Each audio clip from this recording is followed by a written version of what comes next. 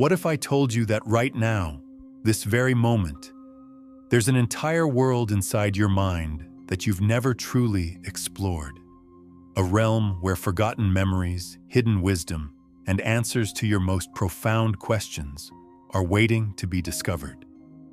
Today, I will teach you how to converse with the most mysterious part of yourself, your unconscious mind, using a powerful technique that changed psychology forever.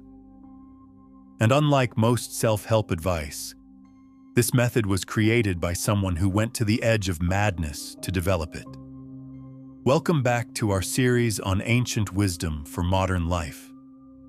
Over the past few weeks, we've explored various practices to help manage modern stress and create meaningful daily routines.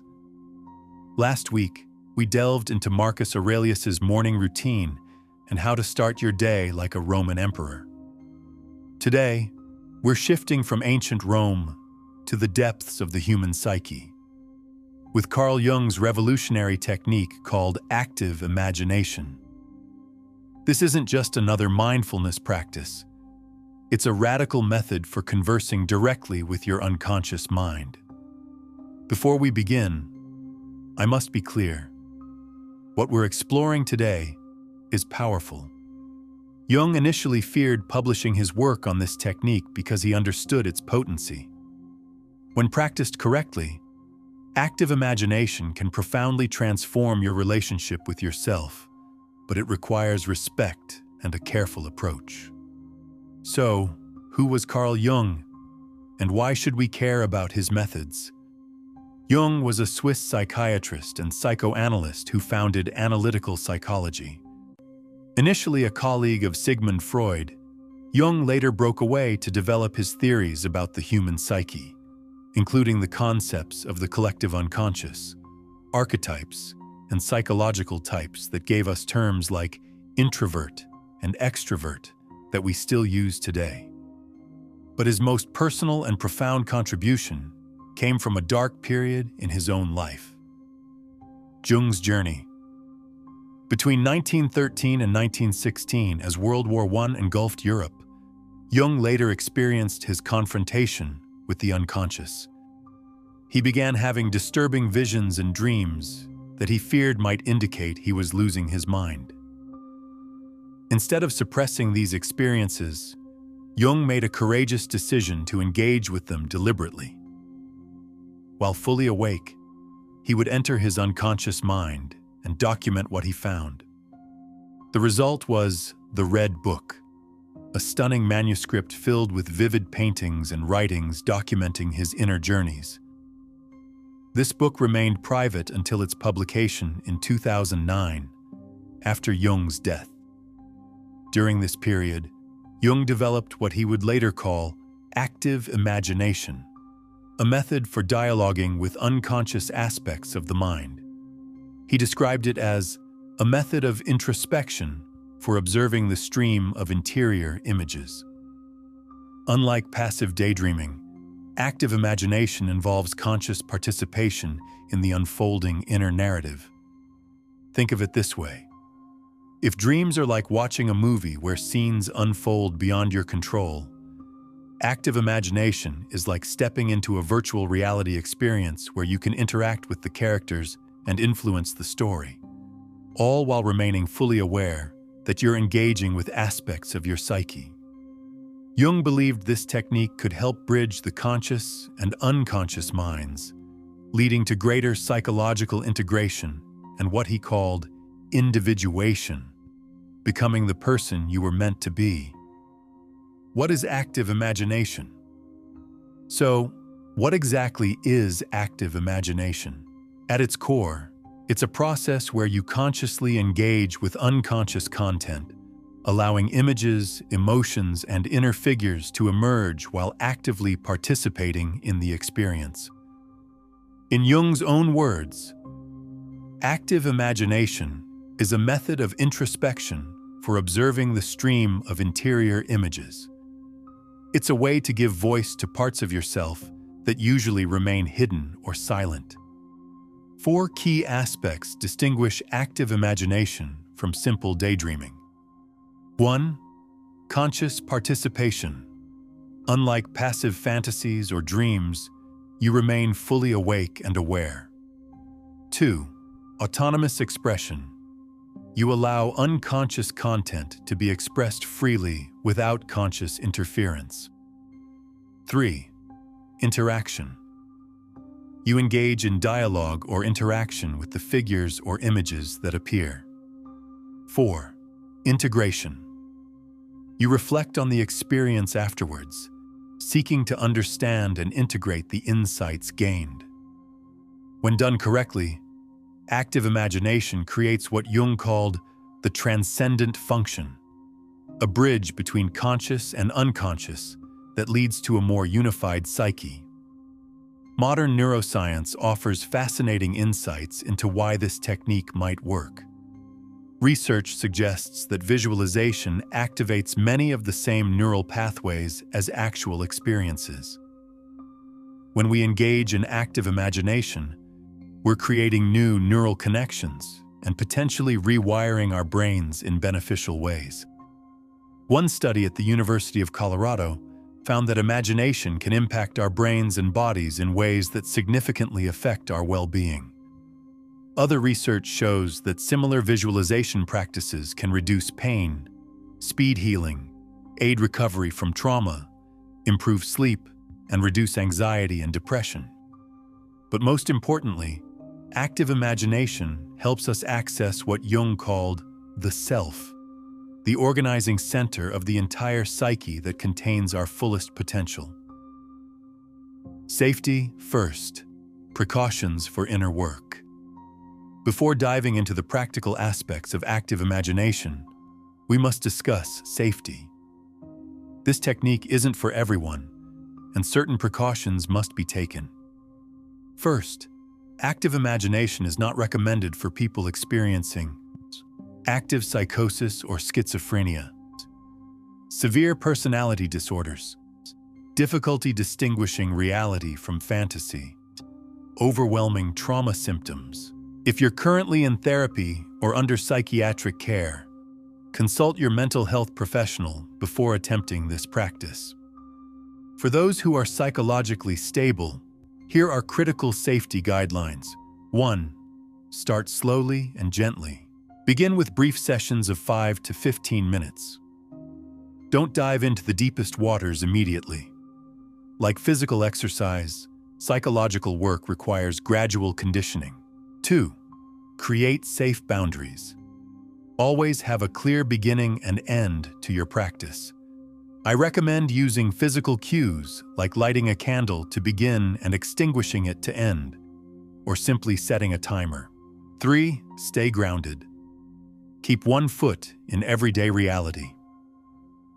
If you feel overwhelmed, open your eyes.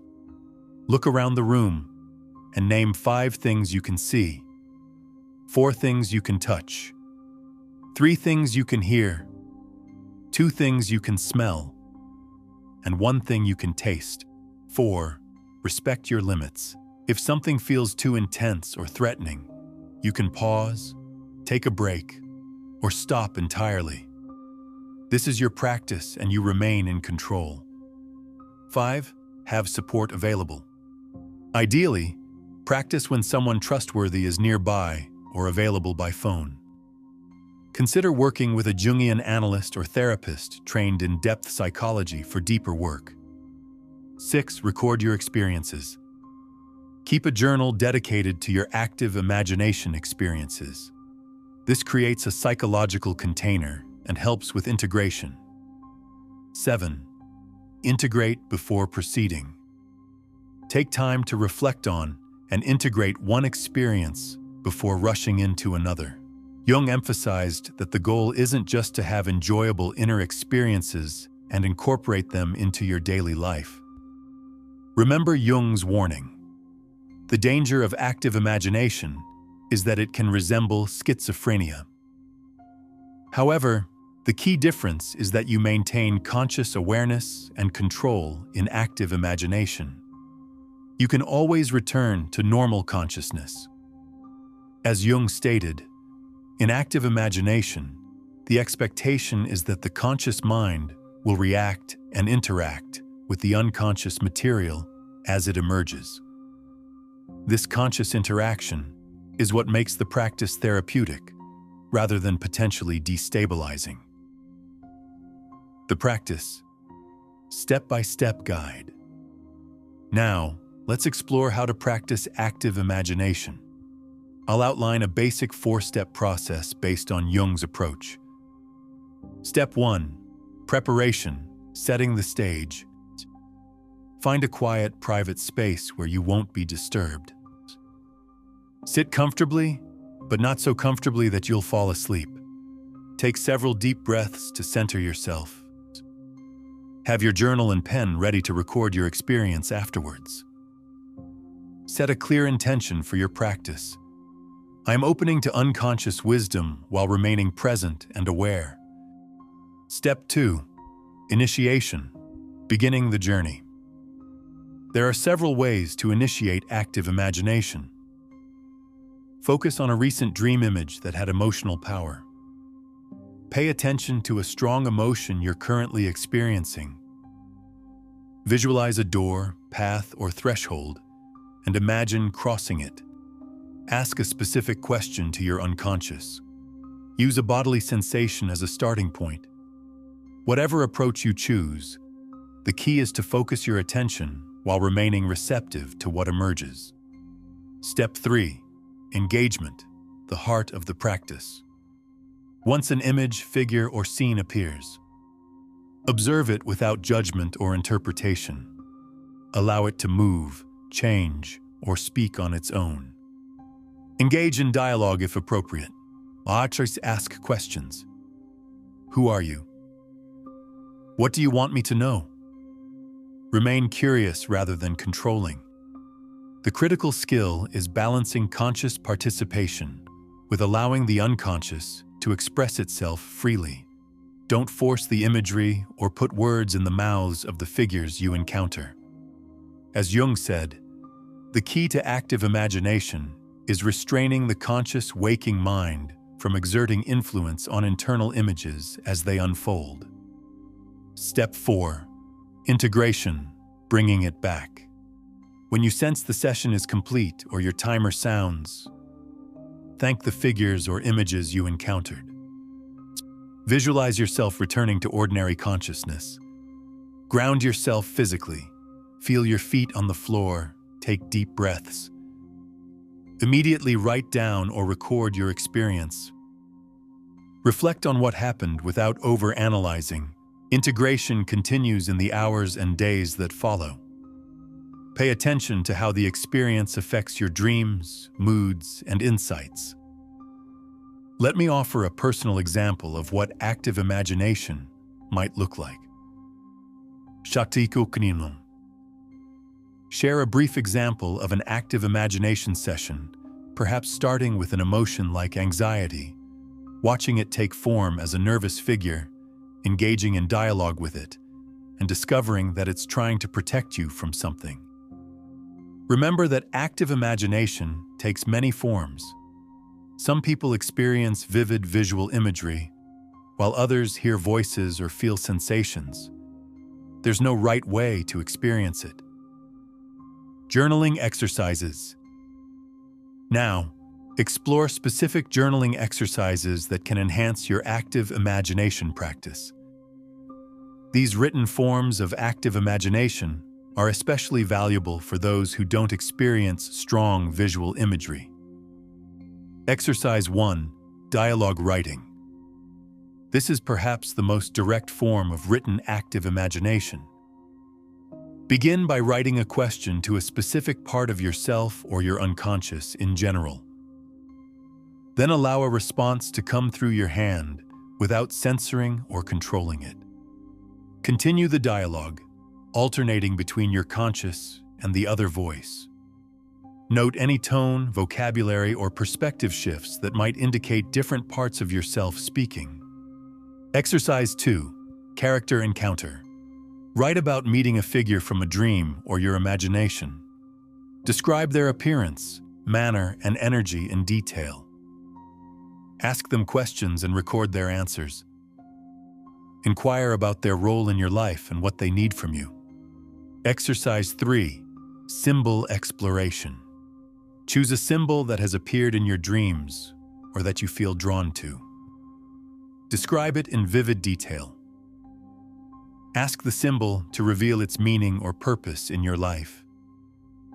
Allow it to transform or evolve on the page. Exercise 4. Body wisdom dialogue. Focus on a physical sensation or symptom in your body. Imagine this sensation has consciousness and can communicate. Write a dialogue between yourself and this bodily experience. Ask what message it's trying to convey. Exercise 5. Shadow integration. Think of quality or behavior in others that strongly irritates you. Imagine this as a character and write a dialogue with them. Ask what they want, what they fear, and what they have to teach you. Look for ways this quality might be disowned within yourself. When journaling, allow your writing to flow without judgment or censorship. Don't worry about grammar, spelling, or coherence. The goal is authentic expression, not literary quality. After completing any of these exercises, reflect on what emerged. Look for insights, patterns, or guidance relevant to your current situation, bringing it into daily life. Active imagination isn't just a fascinating psychological exercise. It can transform your life. Here are ways to integrate this practice into your daily life. 1. Regular practice. Set aside 10-20 minutes, 2 to 3 times weekly, for active imagination. Consistency builds depth and a relationship with the unconscious. 2. Dream connection. Use active imagination to continue exploring significant dreams. This creates a dynamic relationship between your dreaming and waking consciousness. 3. Decision-making. When facing difficult choices, use active imagination to dialogue with different perspectives within yourself. This can reveal wisdom beyond logical analysis. 4. Relationship insights. Use active imagination to explore challenging relationships by dialoguing with your image of the other person, while recognizing this is your projection, not the actual person. 5. Creativity enhancement. Many artists, writers, and musicians use forms of active imagination to access creative inspiration. It can help overcome blocks and open new artistic possibilities. Remember Jung's words: "All the works of man originate in creative fantasy. What right have we, then, to depreciate imagination?" Your imagination isn't just for entertainment. It's a powerful tool for psychological growth and creative expression. We've explored Jung's profound technique of active imagination, a method he developed during his psychological crisis that became one of his most valuable contributions to depth psychology. You can access inner wisdom, creative potential, and paths to greater wholeness by learning to dialogue with your unconscious. But remember, this practice requires respect, patience, and careful boundaries. If you found value in today's exploration, please hit the like button and subscribe to our channel for more ancient wisdom adapted for modern life. Leave a comment below sharing your experiences with active imagination or questions you might have. Next week, we'll continue our journey with Why 90% of People Feel Empty Inside. Ancient philosophers predicted this crisis. Until then, remember Carl Jung's powerful insight: who looks outside, dreams; who looks inside, awakens. Thank you for joining me on this journey into the depths of the psyche. I'll see you next time.